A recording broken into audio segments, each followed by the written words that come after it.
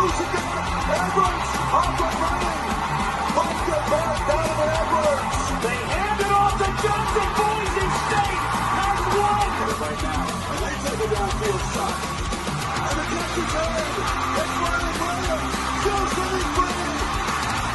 Touchdown.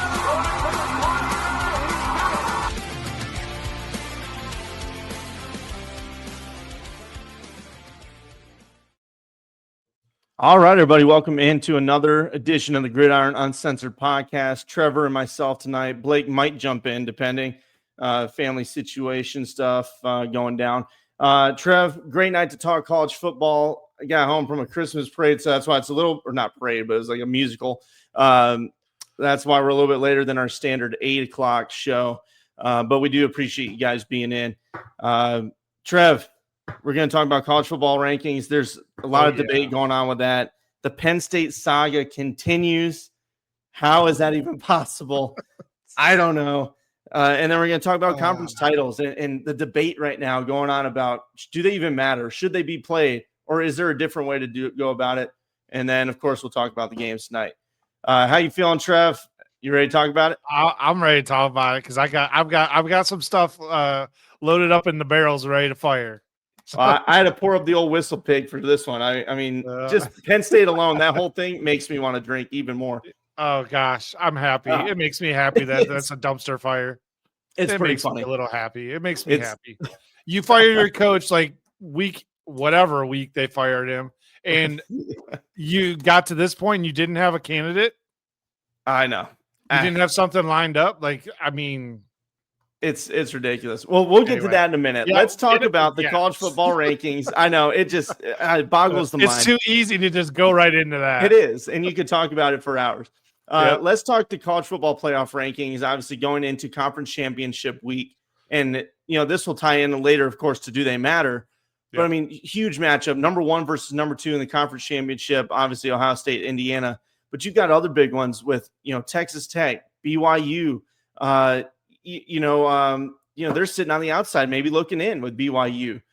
So you've got great battles in the group of 5 trying to get into the playoffs. JMU winning in, Tulane, North Texas in that same boat. So there's a lot of great games this weekend.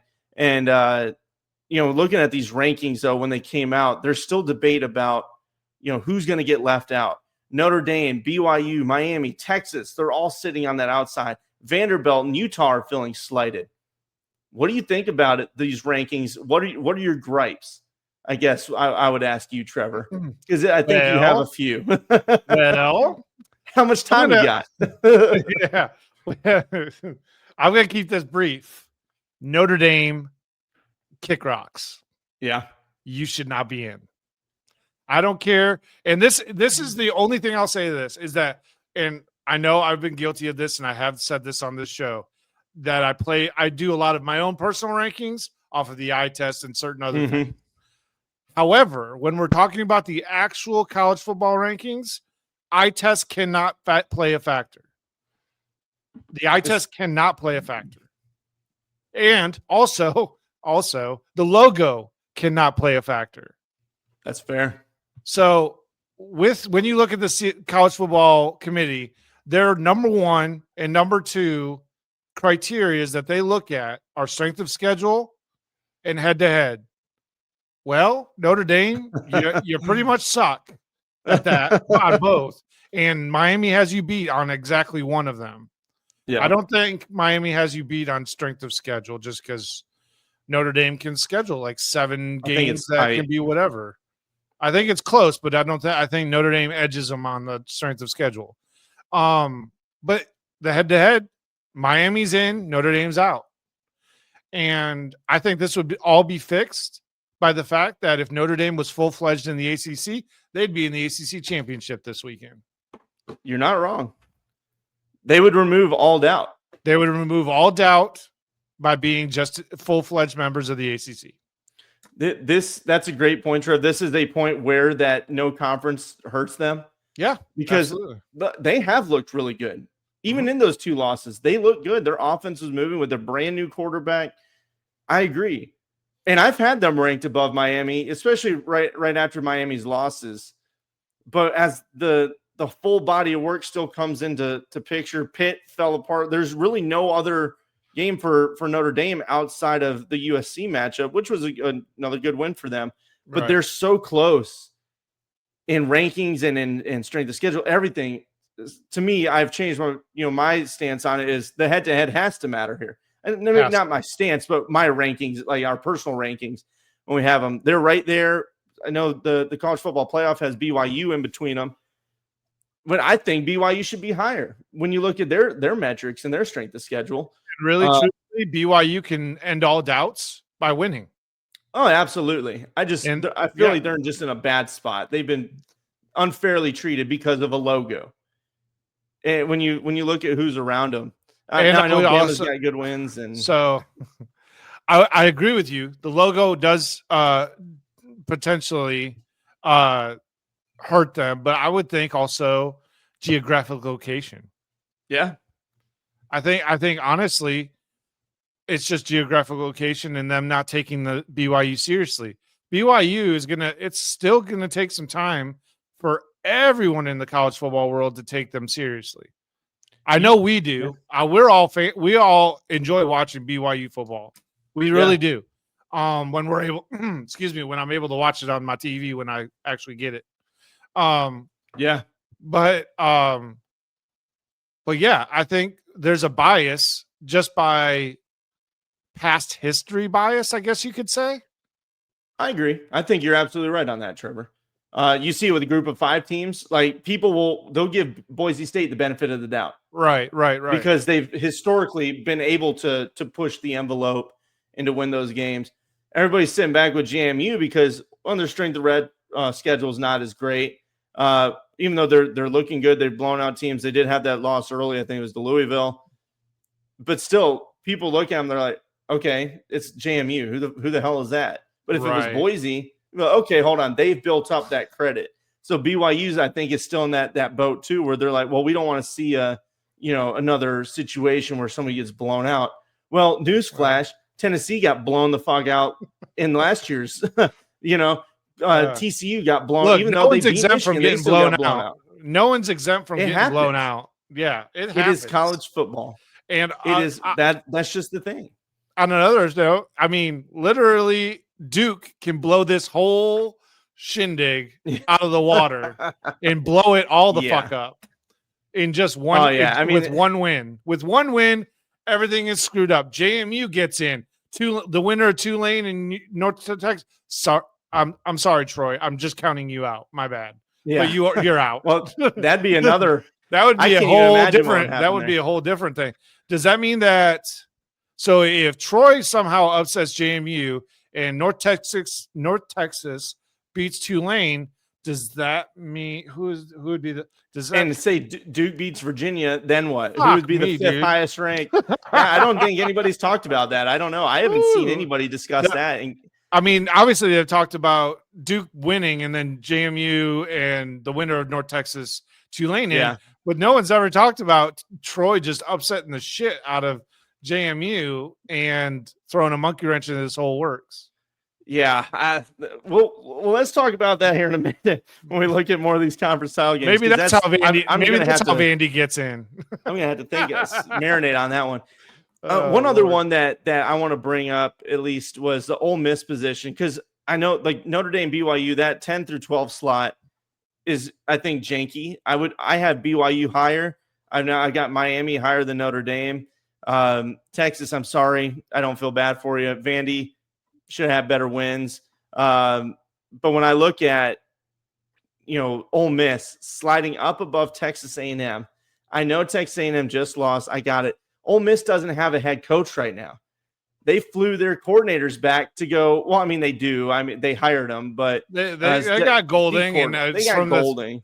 From the sounds of it, the team is actually excited about having him there. But I know, and they are. They're shitting on Lane Kiffin real bad too in the comments. They came to Twitter in force. The players are.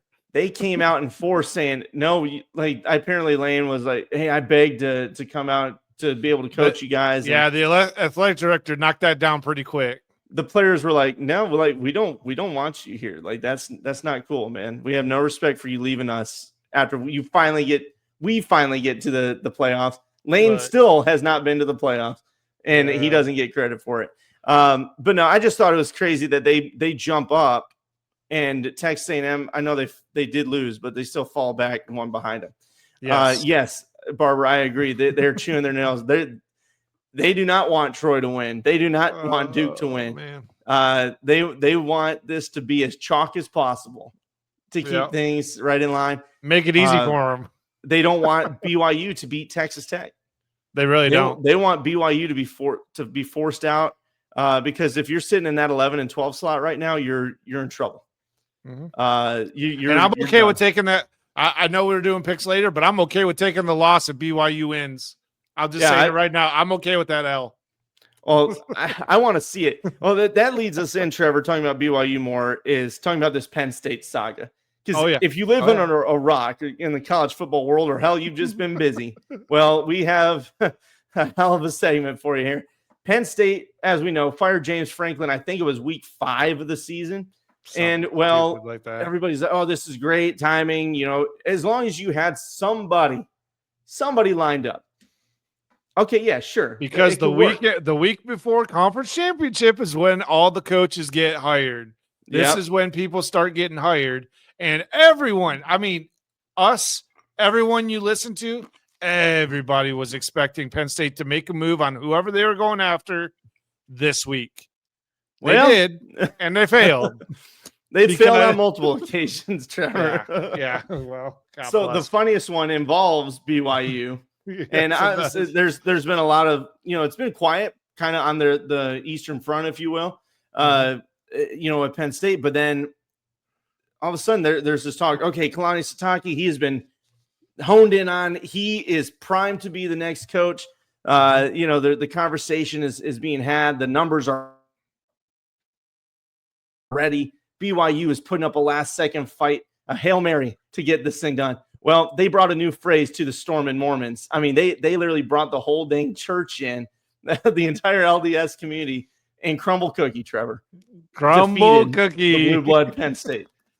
I just, what? That was one of the greatest days on Crumble Twitter. Crumbled the Penn State dreams right there. They certainly did, man. Watching that, when the CEO of Crumble tweeted that out, oh my God, I was laughing so hard. Like, is this real life? This is college football, and this is what makes this sport so great. Before we got on the show, I was doom scrolling like I normally do, and all these different sports things. And one of these ones was a Penn State lover of all things Penn State. He's like, "Oh, bet, and you're messing with the wrong university." I'm like, "My guy, yeah, you guys don't have a head coach yet, and signing day's over." Yeah, and you guys signed 2 recruits. Hey, I give those recruits props though. Like they're immediately Penn State legends. Salute to you, my friends. All power to you guys. But just for Penn State, it blows my mind. When you fire him, you've got to be ready and have somebody lined up. And maybe them firing him at that time was like deterrent to coaches. Hey, this guy just got you the playoffs. This guy's, he's got a great team. I know he's having a rough year. I don't know if I want to deal in that situation. But for me, I don't know. To me, it should be a very, welcoming place to coach at. But the way this has gone, they've lost out on Sitake to BYU in the Mormon Church. They lost out. I mean, in that time, Chesney's moved on to UCLA. Yep. Hartline has now gone to USF. All these things that are going on. Who are you going to get? It seems like Dabble might be the guy, but I don't know who else. I mean, the interim. What do you think? I mean, there are still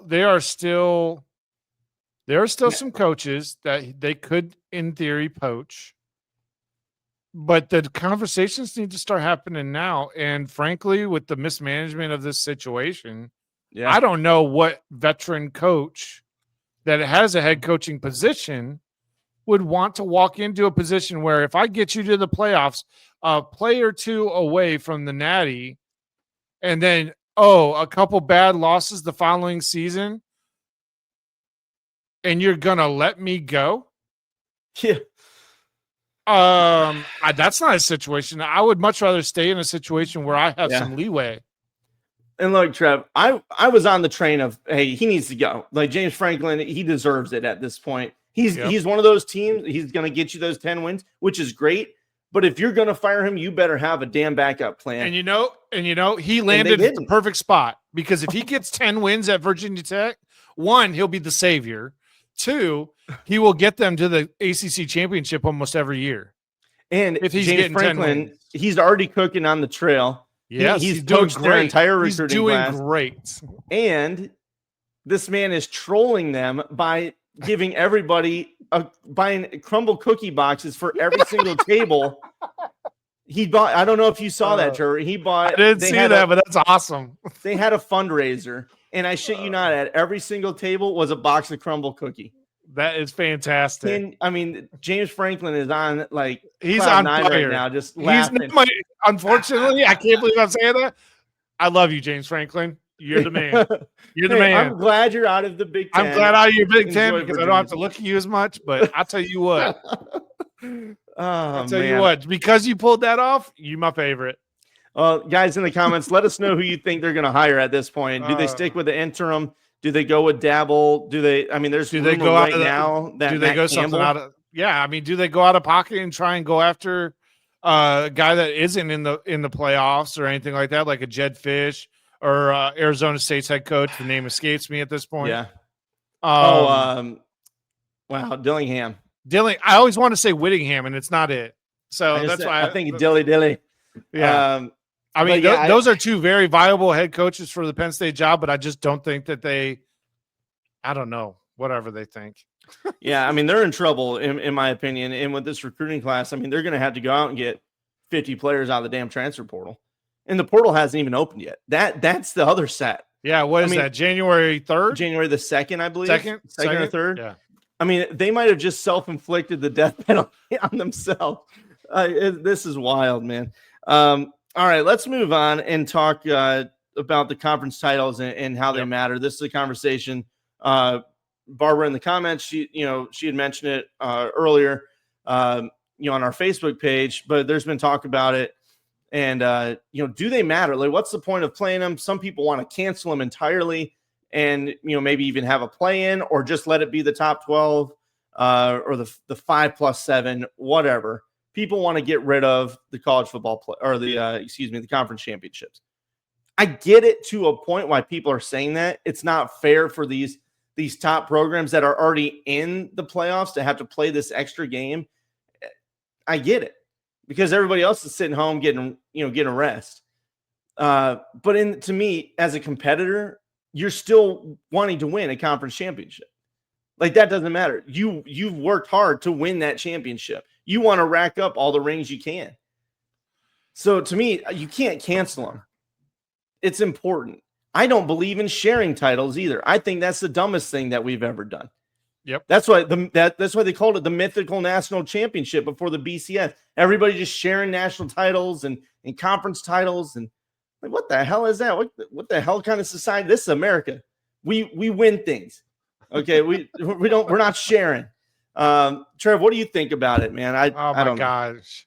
I think anybody that says that the conference titles need to go away just needs to just give it a rest and knock it off. Yeah. Because clearly you've never played a competitive sport in your life. Because whether you're in the playoff or not, you still want to win your conference title. You want to win the regional titles. Mm-hmm. You want to go, and then you go on to whatever other titles there are. You want to be the best. If you're a competitive person, you just want to be the best. And for football's sake, in this case, why even play the sport if you're just get to your couple wins or whatever and just move on? Because I don't understand it. They matter. Look, this weekend is a prime example of how conference championships matter. Yeah, because they weed out the teams that don't belong. Notre Dame is the outlier to that because the pussy ass motherfuckers ain't in the goddamn freaking conference. Sorry, pardon my French, but good God, hey, gets me angry. It gets me so heated that they're not in a conference at this point. This is a prime example of why they should be in one, because then we don't have to hear them whine if they miss the playoffs. Because if you were in the ACC or the Big Ten or whoever, you would have that opportunity to play in, just like Virginia has a chance to play in and win right now, even though they're not ranked in that top 12.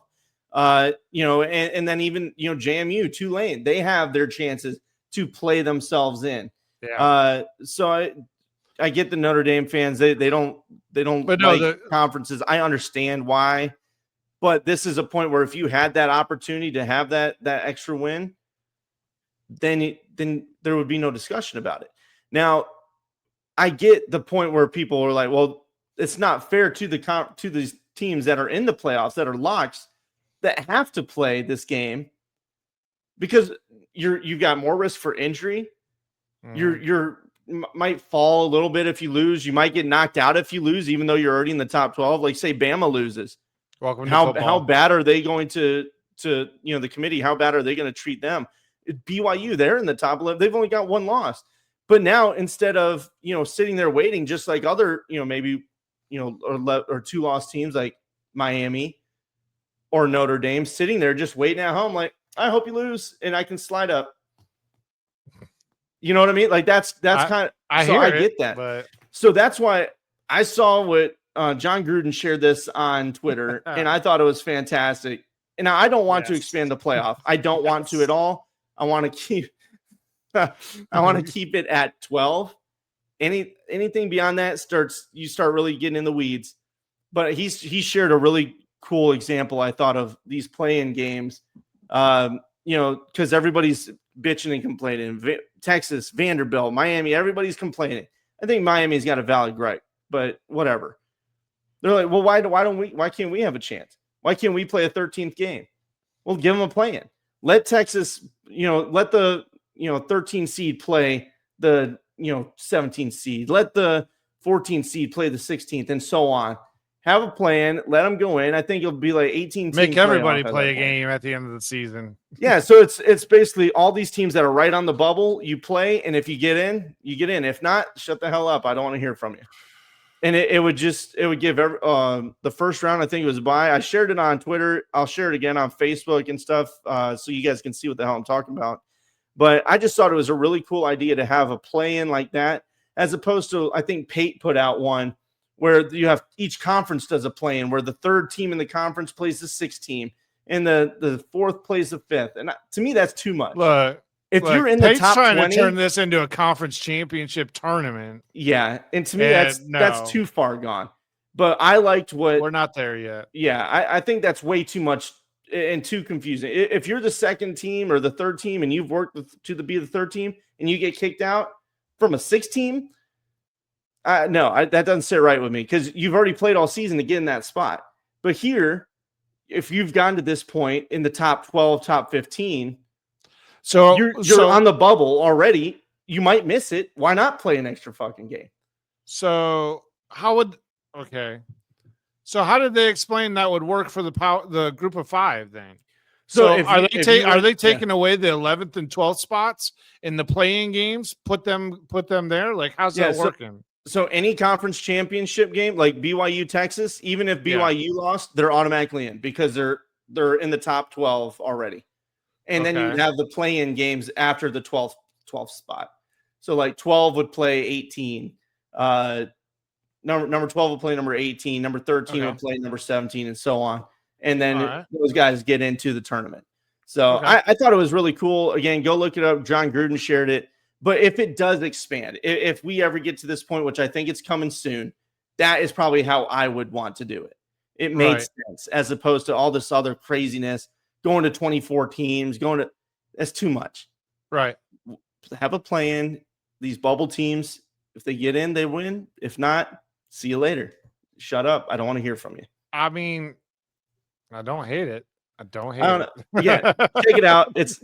It was a 7-minute video that Gruden put out. I thought it was pretty cool. Go check it out. I'll share it again. All right, guys. So let us know what you think. Obviously, again, I don't want to expand any further. I think 12 is fine. If you've lost 2 or 3 games, especially to bad opponents, I really don't have any sympathy for you. This is more of if it does expand. That's probably what I would go for.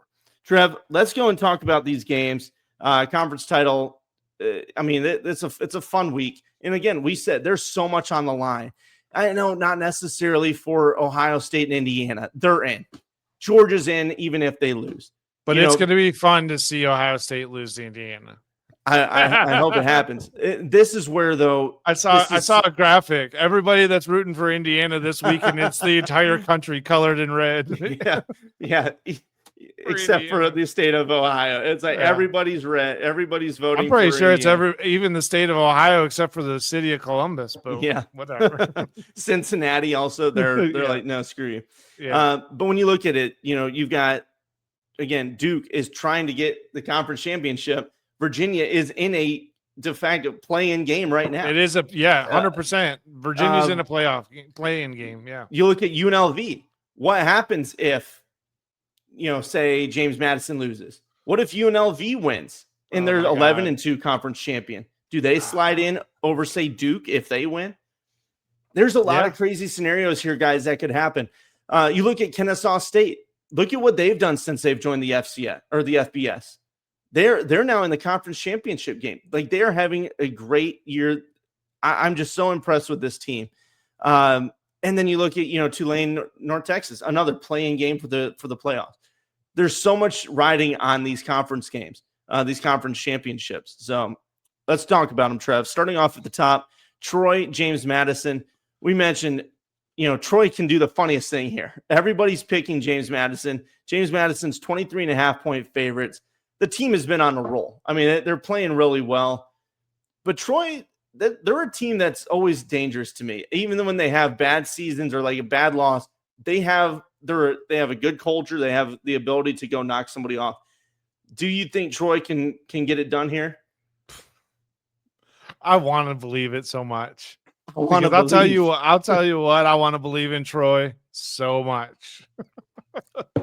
But I think JMU's going to be a little too much for him. I think the spread is probably a little overinflated, if you ask me. Basically 24-point cushion that they're giving Troy is a little insulting to Troy, I feel like. But I still think JMU's going to come out on the win with this one. But on the off chance it doesn't happen, I do think, look, it's still college football, guys, and anything can happen.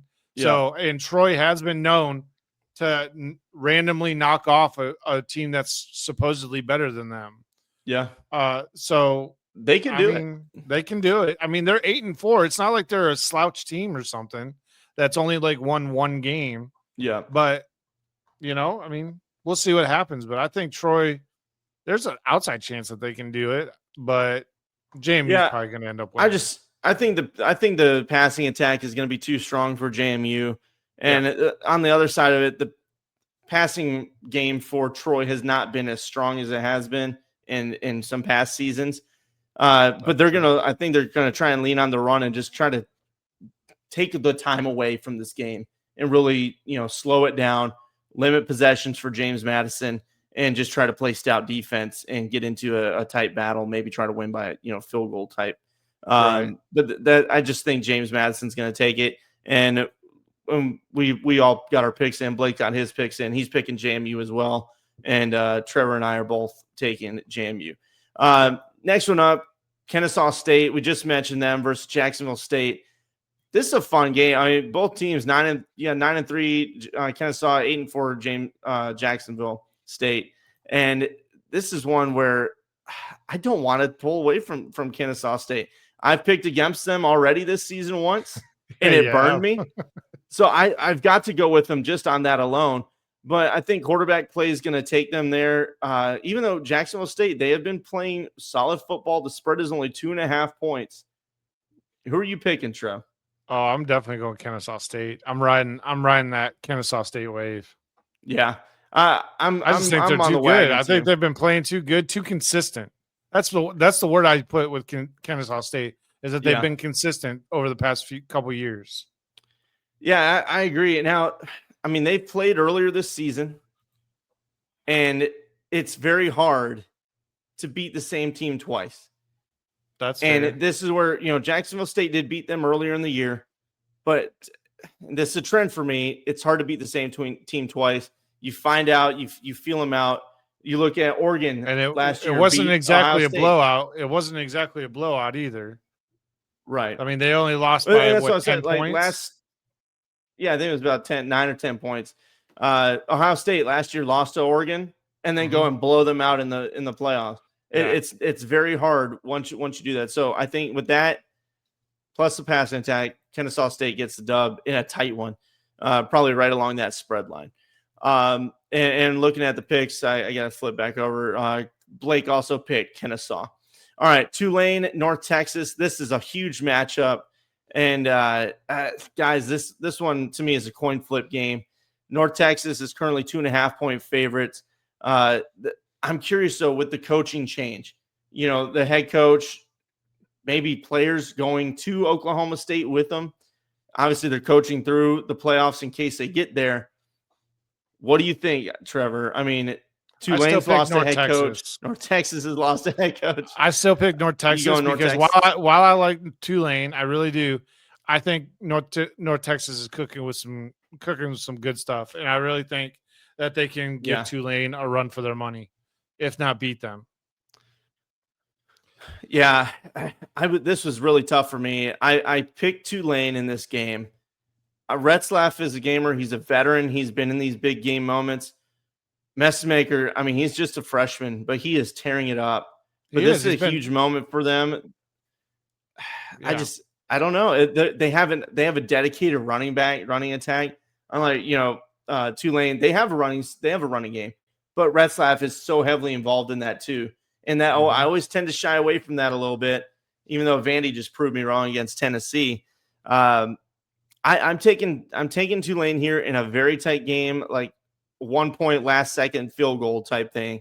And I got them slide into the playoffs. Mean Green's got this, I think. Too much on the passing attack. Too much on the passing attack, and they can be balanced if they want to.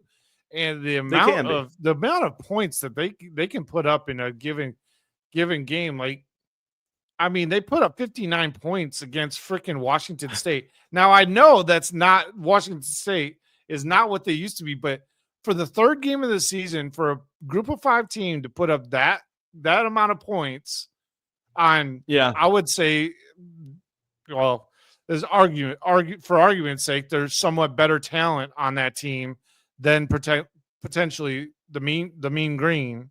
Yeah, but 56-10 ain't no joke. No, it's not. And they beat a good Navy team. And they kept it consistent. They just kept putting up points. And the only loss was to South Florida. And South Florida put up 63. So yeah. Well, that's kind of where my concern might be, is like defensively, if it turns into a shootout, like I'm not sure how that'll go down. But they played Navy well. Navy held them to 31 points. But Navy's one of those teams that they're going to grind clock and they're going to limit your possessions. 100%. I don't necessarily like picking Tulane here, but I did, and I'm going to ride with it. Because, I appreciate you. Hey, yeah, it had to be a little different, right? All right, so next one up, UNLV, Boise State.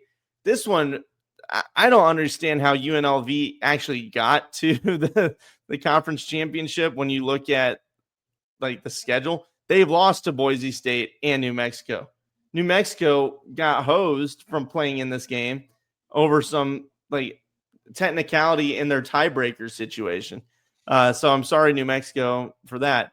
But UNLV, on the other hand, you made it. Congratulations. Calandria has played well. I feel bad for Orgy, man. But I mean, yeah, he'll get a ring if it happens. But then you look on the other side of it, and Boise State, they've just an on and off year for them. The early loss to South Florida, an early thumping, beat by Notre Dame, and then they lost 2 straight to Fresno and San Diego. I think UNLV is going to be too much for them. Blake's picked Boise here. I know they lost to them earlier in the season, but again, I'm kind of in that same realm of it's so hard to beat the same team twice. I think UNLV is going to have their number. Dan Mullen doesn't seem to be going anywhere. Things are settled down. They're going to get them. Calandria is going to have a strong game in Boise. Yeah, I'm in total agreement, actually. Well, yeah. Hey. Well, I really do like UNLV. I just like the way they play. Boise State, I think they are not. They're in that. I don't know how do I say. What do I want to say here? I just feel like they're in a down year, yeah. or the Mountain West is starting to catch up to everything that Boise State's been doing for the past decade. Yeah. In the Mountain West, and everything's starting to catch back up because NIL and everything like that. People are starting to get more talent everywhere. And I think that's reflecting in UNLV. It's reflecting in New Mexico. Even though New Mexico lost their starting quarterback to Utah, clearly they had a pretty darn good season, even with losing him. So Yeah. I really like UNLV in this one, and I like I really like the way they're complementary football, and I think Boise State in this particular might actually be a little bit outmatched. Yeah, I want to see how the run game is for Boise State, because that's where they got them last time they played. Yeah. If UNLV can lock that down and force Madsen to really be the guy, then I think they'll win. If not, if they can't stop the run, then Boise's got the dub. But I'm still riding with UNLV on this one. All right, let's move on and let's talk about this huge game here in the Big 12. BYU, Texas Tech. I mean, this is just a monster matchup. And this is where stuff starts happening. This is where you want the chaos to really happen. We've had the saga of the Storm and Mormons taking over and stripping the blue blood title from Penn State and beating them in the coaching battle. You got freshman quarterback Bear Bachmeier having a really fantastic season, leading this team here. Martin's healthy back at running back. Morton is good to go. I mean, this is a big game. This is huge. And this is where you question if BYU loses a tight one. Do they get kicked out? If they get blown out, they're probably out. I could see that happening. They've already lost earlier in the season to Texas Tech, 29-7. Is it going to be a similar matchup? Or again, is it going to play? It's so hard to beat the same team twice. We're saying all this a lot tonight. What do you think, Trevor? Well, I kind of hedged I kind of cheated on this game a little bit because I kind of hedged my bets. So cheeky bastard. I did. So in this one I did pick Texas Tech to win. Mm-hmm. But like I said earlier, I fully accept the L if BYU just wants to take it free and clear. I think the nation is BYU fans like right now. With everything that just happened with Penn State, I think there's going to be a lot of people rooting for BYU. Yeah, I want to see Martin. I want to see their run game really take hold here. Bear Bachmeier, he's had more time to grow over the last few weeks. He's been good.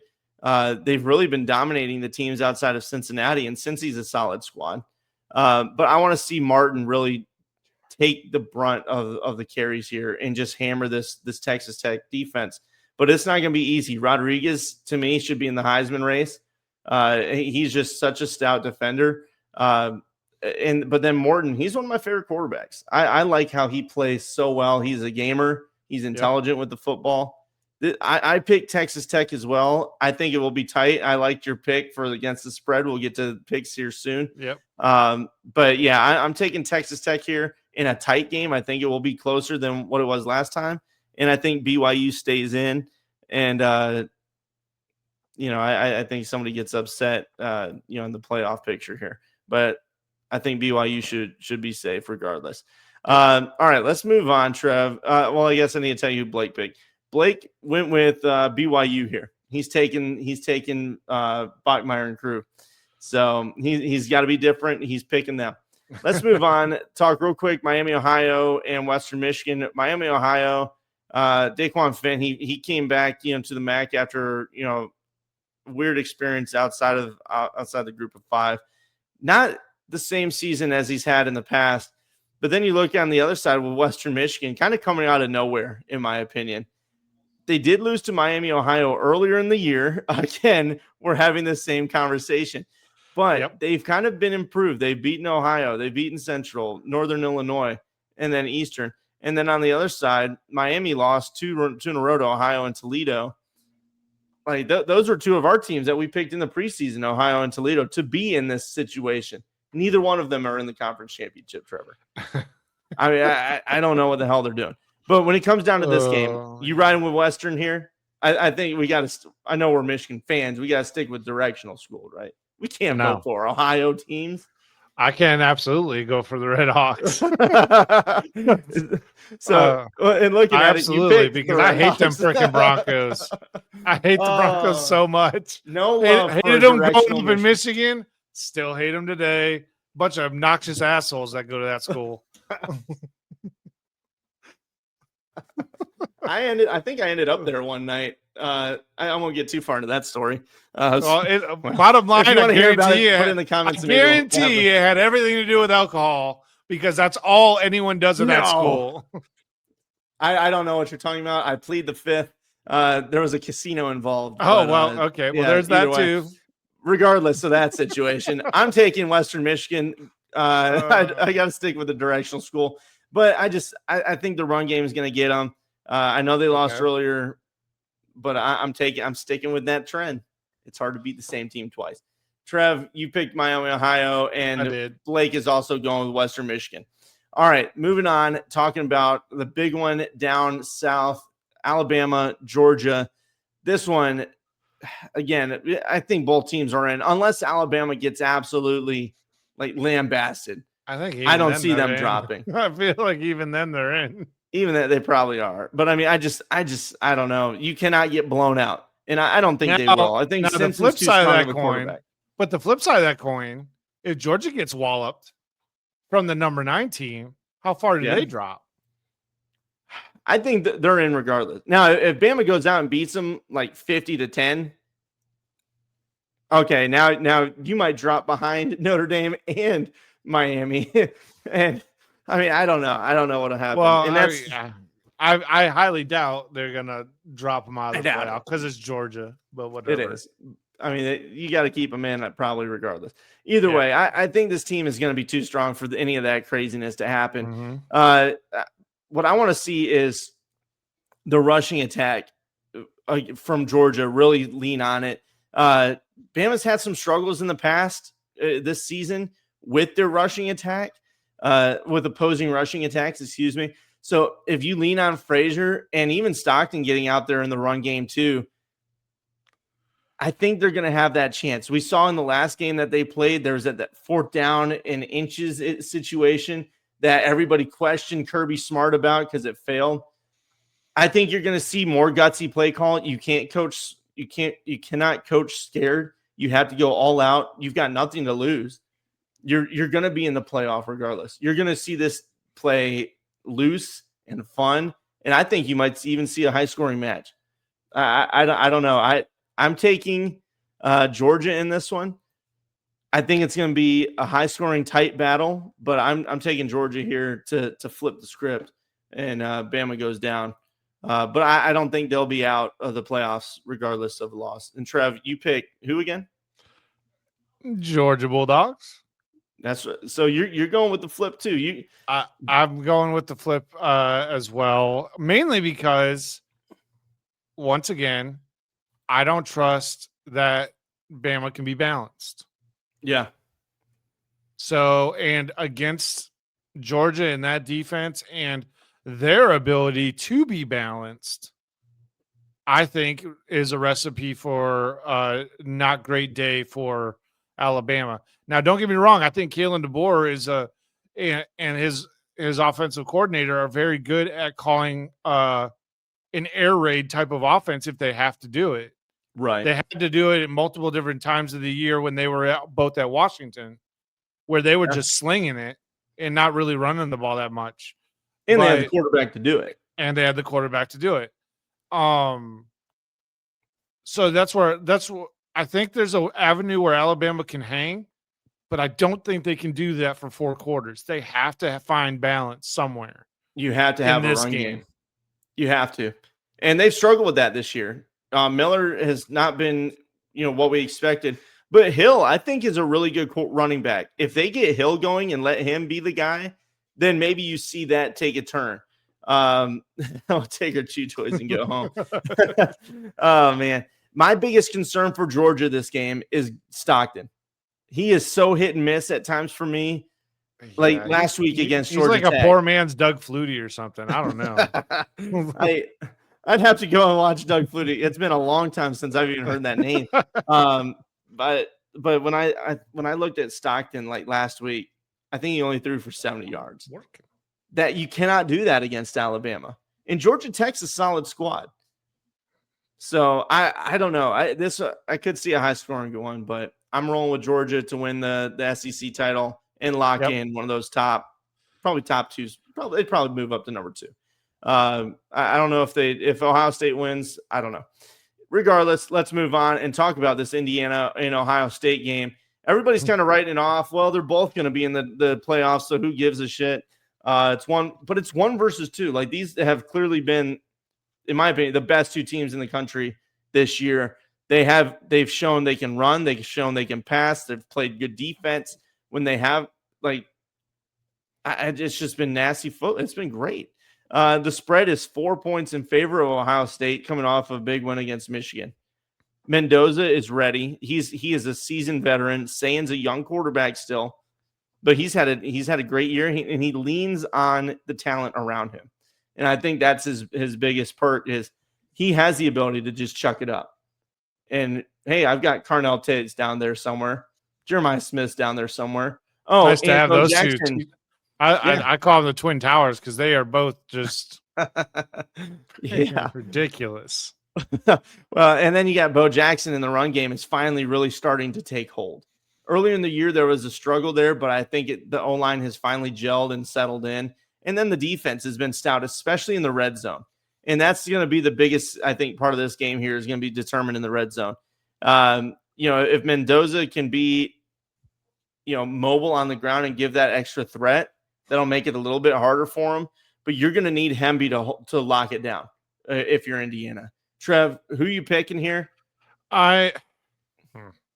So I'm picking Indiana, but they have to have the game of their life, really, on defense. I'm not really too concerned about Mendoza in the offense. I'm super concerned about the defense and being able to get stops. Yeah. Now, I think, in my opinion, that the Michigan game, while it was sort of a disaster for Michigan, I think that they identified some ways where you can kind of bait Julian Sayin into some throws that he shouldn't be making. Yeah. For example, not recognizing coverage over the top of one of his wide receivers and throwing it too short or not accurate enough, or throwing it basically into double coverage. I think Julian Sayin, that was the first time that you saw him not understand the coverage. Yeah, on that pick that he threw pick that he threw early on. This is the first time that we've seen him where he just straight up got confused and thought he had man coverage and his guy had him beat. And he either it was a missed throw or it was supposed to be a back shoulder throw. But either way, it was a major mistake. It could have been so much. It could have been so much worse if Michigan actually had a better offense. And that's my reason that I'm taking Indiana here is Ohio State has not faced an offense, I don't think, like Indiana yet. I would agree with that. And Michigan, they had their moments, I think, in the game to really, push the envelope. But they, even on defense, when you look at, the actual tape of it, guys were in the wrong spots on defense, on some of those deep passes that went for touchdowns. The safety put into conflict because the corner made the wrong move. If this happens against Indiana or from Indiana's defense, it's going to be the same story, and Ohio State's going to win. Yeah. They're too talented. You can't give them that game. Yep. But we've seen Indiana's defense step up. Oregon's a solid squad. I mean, they're a playoff team, and they locked them down. defensively, they were able to get through on the line and create sacks, create pressure. Michigan couldn't do that either. So how much of this can you really judge? It's been a while since Ohio State played Illinois, which is a fine squad. But outside of that, Michigan shit the bed as well. They're just not good. I think Indiana is much better than Michigan football right now, which is crazy to say. But I think it's going to be a very tight game. It's going to be a battle. It's going to be fun. I don't think it's going to be the Indiana that we saw last year in these big games. I think Cignetti's got things rolling. I think they're going to take the win here. And looking at Blake's pick, he picked Ohio State here. He's a big fan of Sayin. And Sayin's he's a damn good quarterback. He can easily win this game for him. Trev, let's move on and talk. I think that we got two more games left, or one last game here. Duke versus Virginia. And we mentioned this earlier in the show. Huge matchup for playoff stakes for not just Virginia. For like four other teams. But for like four other teams. If Duke wins, Virginia's out.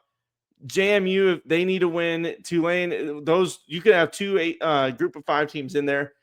And if JMU loses, maybe UNLV slides in. Who the hell knows? We don't know what the hell would happen in that situation. But this is a massive game. Virginia, chili spaghetti eating nuts. Barbara's got away with words, man. I swear. I love it. This one is so interesting to me because Chandler Morris, he's had a pretty good year, but at times he still makes those mistakes. And then Mensah on the other side of it has been tearing it up. Yep. But the team around him has let them down. They had a tight loss to UConn, which is a good squad. They lost to Virginia earlier in the year, 34-17.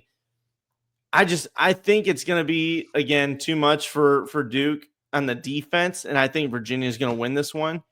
But, again, a tight game. This one, I'm going off script here, and I'm taking Virginia, even though they're rematching. What do you think, Trev? Oh, yeah, I'm pretty sure. I picked Virginia, didn't I?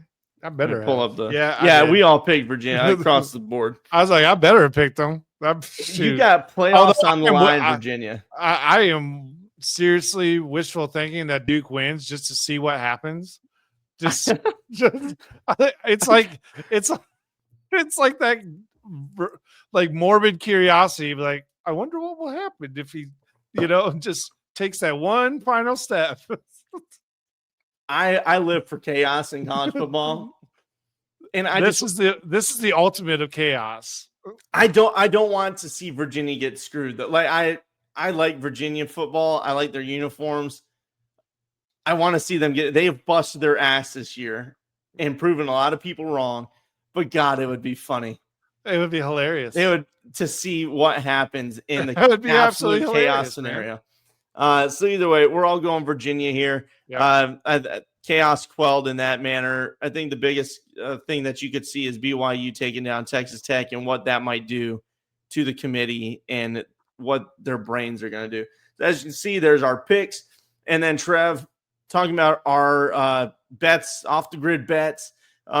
You mentioned it earlier. You're hedging your bet on that BYU one. You're picking Texas Tech, but you think it's going to be closer. You're going with BYU plus 12. Trev, I think it's going to be a fun game. It's going to be tight. And then your grid lock, Trev. You're locking that. You're doubling down. Indiana. I'm doubling down. I'm going Indiana with the lock.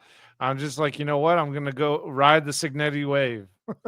I realized I messed up on my my lock image on mine. Fire the image guy. Whoever the hell that is. Fire him. Even though I just said it was me.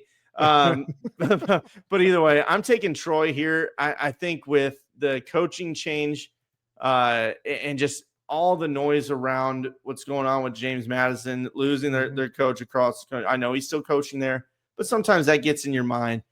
And I think it'll be a little bit tighter than the 23 spread. So that's what I'm picking for my against the spread. And then I'm locking it in with Tulane.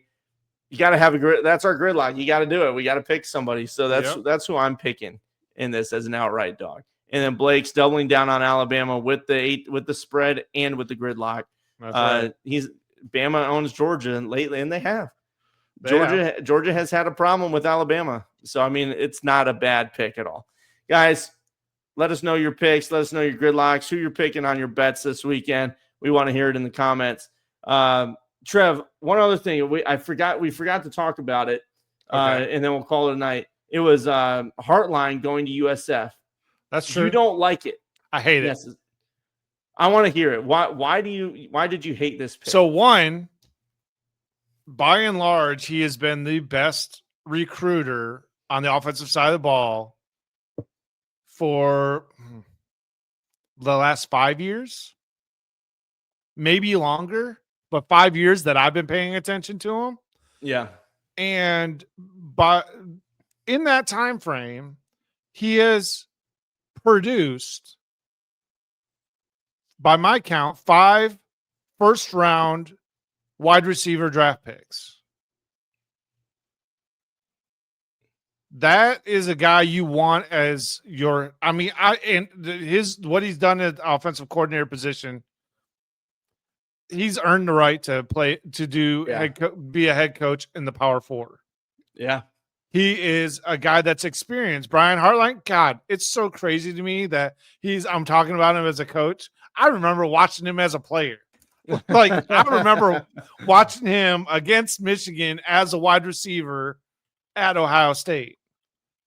So the fact that he's leaving basically his alma mater to go coach USF.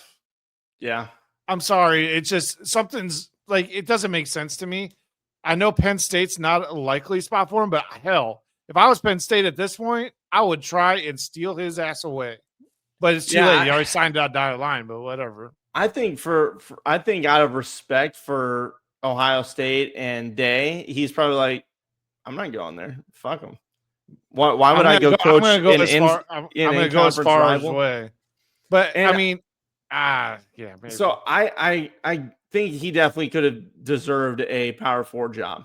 I don't care. I mean, I'm sure a lower tier, maybe like UCLA would be a great spot for him. Yeah, his recruiting prowess out in California, I feel like that would be legit. I'll say on my side of it, I think he can keep USF has built something already that has that rapport, kind of like what we talked about earlier with Boise State. They've built that capital that people will give them the benefit of the doubt. I mean, look at how they did this year outside. They folded, kind of in the mid-late season against teams they shouldn't have. But still, I mean, they go out and they beat strong teams. So you're thinking that he can go down there at USF, take what's his face, Golish started, and add on to it, bring in better caliber wide receivers, offensive players, and take it to that next step. I think, yes, he has the ability with his recruiting talents. People know the name. They trust what he's put in the league. Yeah. And you see what he just did. Okay, now let's go to USF.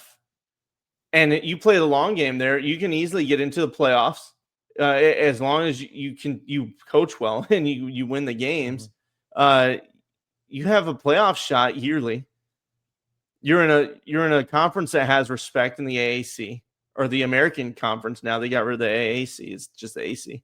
So I think with the respect of the name, the respect of the conference, and then possible conference realignment coming up, who knows where USF might be. I can see it being a good job for him, though I think he has earned a Power 4 job. Yeah. I think it might have been calculated to, hey, this is a good situation to go into, as opposed to Penn State right now. After the signing day is done, I mean, fair. It's kind of a train wreck right now. Yeah, so I don't know. You guys let us know what you think, but hey, that's the show tonight, Trev. That's it. This is it, guys. This is the last shot to make your 13th data point. You got teams sitting on the outside praying for chaos and the fights online. Some of you fans need to have some shame. Texas, I'm looking at you, for the love of God. I mean, the things that I'm seeing on Twitter, go take a walk. Just take it easy. Chill out. Just go take it easy. And you keep doing this and keep distracting yourself, you're going to lose to Michigan in whatever bowl you guys are, whatever the bowl is that you guys are assigned to right now, as it stands right now. or you feel slighted and you end up like Florida State the next year and you go 2-10. So I had to do it. I'm sorry. You know what? It's the whistle pig talking. It's not me. It's the whistle pig. Yes. All right. Well, hey, great. Thank you guys for a great show tonight. Thank you for watching us, guys. We appreciate you. Make sure you follow all those little things on the border there. If you're interested in, Substack, it's a little writing platform. We've got a Michigan writer on there, and then Garrett writes Group of 5 content. If you're interested in that, go check it out. Subscribe. It's free. And of course, the other ones. Trev. Go Troy. Go Duke. Chaos rules. Chaos. All right. We'll see. Take it easy, see you guys everybody. on the flip side. Take it easy.